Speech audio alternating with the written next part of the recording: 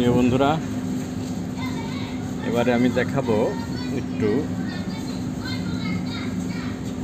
আমরা যারা নদী পথে যাতায়াত করি, আপনারা যারা স্থলপথে সবসময় যাতায়াত করেন, যাদের গ্রামে যেতে বা নৌপথ নেই, শুধু স্থলপথ দিয়ে যাতায়াত করেন বা বিভিন্ন সময় ট্রেনে গিয়েছেন, বাসে যান, বিভিন্নভাবে যাইতে পারেন, কিন্তু এই যে ফেরিতে কিভাবে যাতায়াত করে সেটা এবার আমি দেখাচ্ছি। দেখুন, একটু ক্যামেরা ঘুরিয়ে দেখাবো।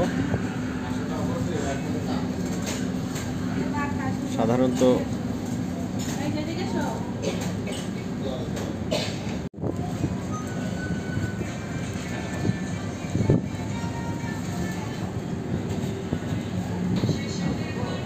এটি হলো যমুনা নদী।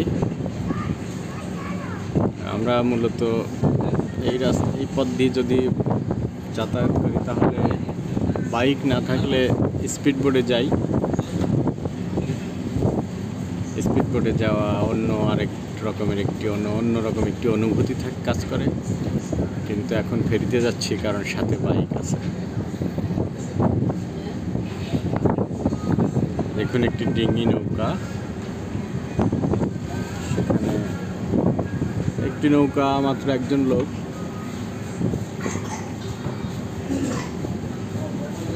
মাছ ধরছে, হয়তো বা কাজে যাচ্ছে। ছোট্ট একটি নৌকা দেখতে পাচ্ছেন।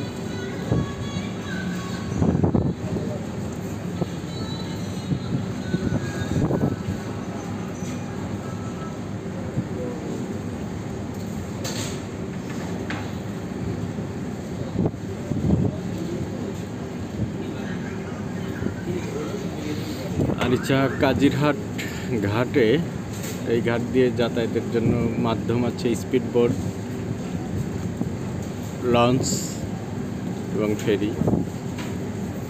এখানে আপনি ফেরিতে যেতে পারবেন যাদের যানবাহন সাথে থাকে, বাইক বা প্রাইভেট কোনো গাড়ি, ট্রাক, বাস, এগুলি ফেরিতে যেতে তারা বাধ্য।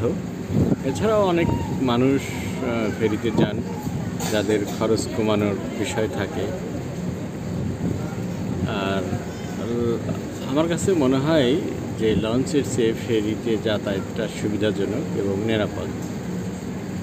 আর স্পিড বোটে যায় যারা শৌখিন এবং ব্যয়বহুল হলেও আমরা যাতায়াত করে থাকি সাধারণত দ্রুত যাবার জন্য। দেখুন, আমি ফেরির ভিতরে একটু দেখাচ্ছি। অনেক যাত্রী আছেন, যাত্রীর চাপ কম, খুব সকালবেলা, সেই জন্য।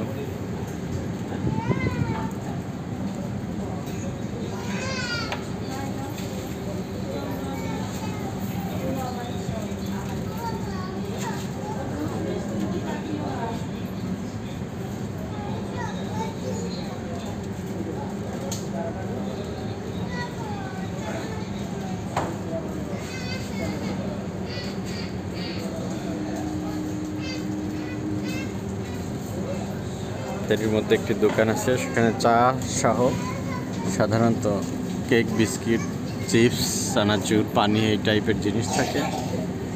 আর ফেরির নিচে অবশ্য গাড়ি আছে।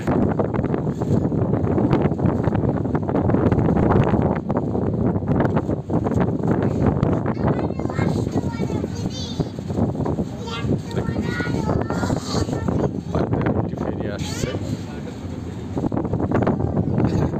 গাড়ি রাখে এভাবে। সুন্দর বাতাস নদী দিয়ে যেতে, সুন্দর একটি অনুভূতি এবং শীতল পরিবেশ, দারুণ একটি উপভোগের বিষয়। ভালো থাকবেন সবাই, ধন্যবাদ।